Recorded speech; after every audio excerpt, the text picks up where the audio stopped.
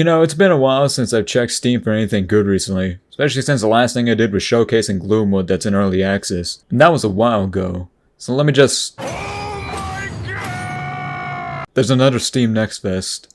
Oh shit, here we go again. A while back in June, I made a video where I showcased a couple of demos from Steam's Next Fest that were upcoming games that I thought were interesting, which, to be real, were pretty solid from the demos I picked out for said video. And it's back. Next Fest is back. Again. And I'm making another video about it. Mainly because the last one did good.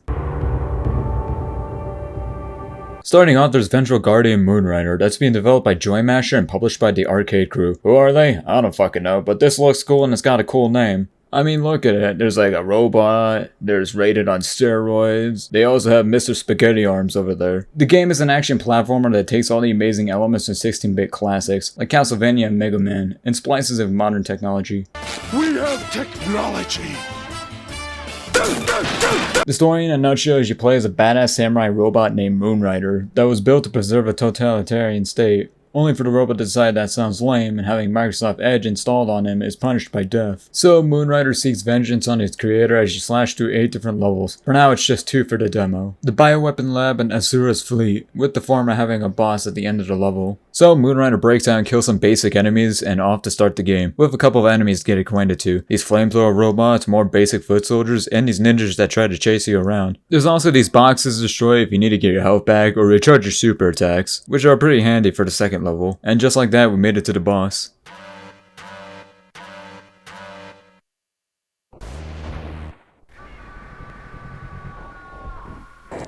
one ugly motherfucker.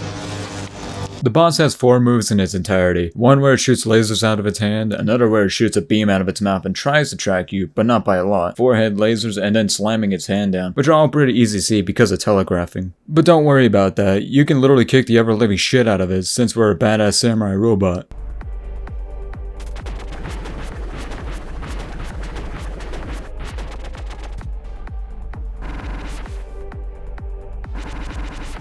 What kind of government needs a weapon like this? Like, last time I checked, they were just shooting protesters. So on to the next level in the demo, which is a very platformer heavy one. Asura's Fleet, which is accompanied with a banger soundtrack for this level. I mean, like, listen to this.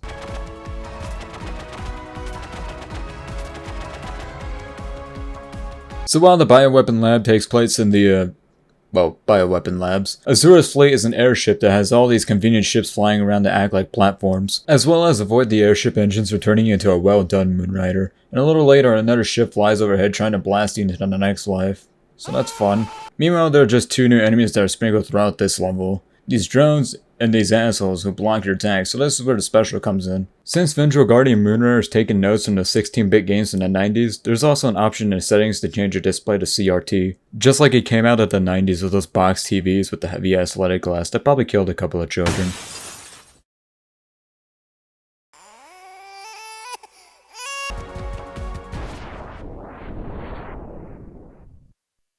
Who the fuck are you?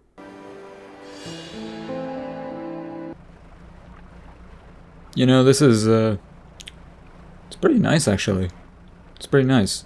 20 minutes later. That is not a ship. That is not a ship. That is not a fucking ship. Shit. DREDGE is a fishing game where you play as an angler who took up a job offer for a coastal city named Greater Mirror, which heavily implies that there's a lesser mirror for me to shit on just because. But you end up crashing into the city itself because of a fog. So the mayor welcomes you to Greater Mirror and gives you a small ship to pay off by catching some fish, and gives off a little warning to be back before nightfall because of the fog. Now on the way to get some fish to pay off our newly acquired debt by a short minigame and some Resident Evil-esque inventory management. And back to the town to sell them to the fishmonger, where a cut of it will go to the town itself as part of our debt, where the size of the fish and how fresh it is will dictate its worth. There's also a shipwright who can upgrade the ship by giving it better lights for nighttime, stronger rods for fishing, and some other stuff.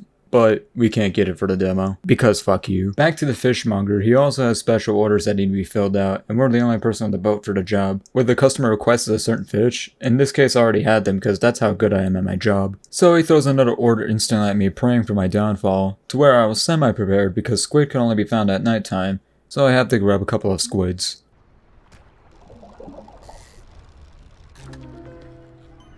What the hell? So there may be more to the job description, as it turns out there's something that is happening or has happened around here, since some of the fish here are, unique. Alongside the fact that there's a sanity meter at the top of the screen, and the final fact that there are other ships that appear in the fog at night, so it's up to you to figure out what's going on. But I like fishing, so have fun with that.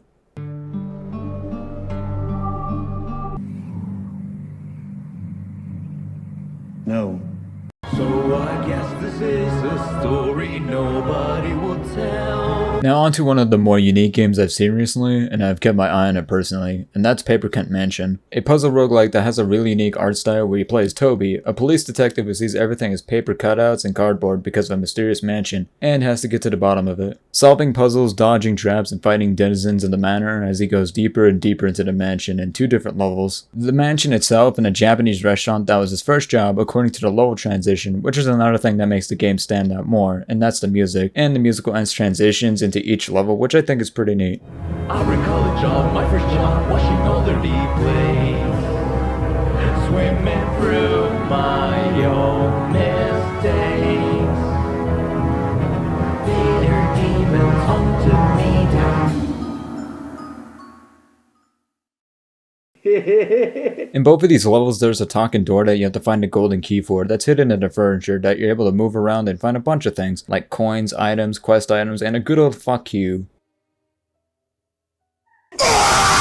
There are also 3 versions of both levels that make the level itself different from a mechanical standpoint. The Neocortex, which is the one you start in and will spend most of your time in, mainly going around searching furniture, solving puzzles, and avoiding traps that can fuck you up if you're not careful. The Reptilian Cortex, which has enemies in it to fight with whatever weapon you found or bought from the lawyer. And the Limbic system, which is just cold.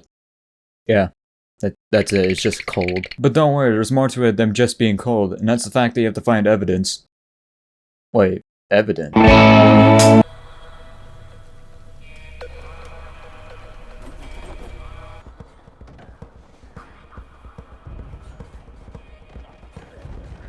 A few moments later.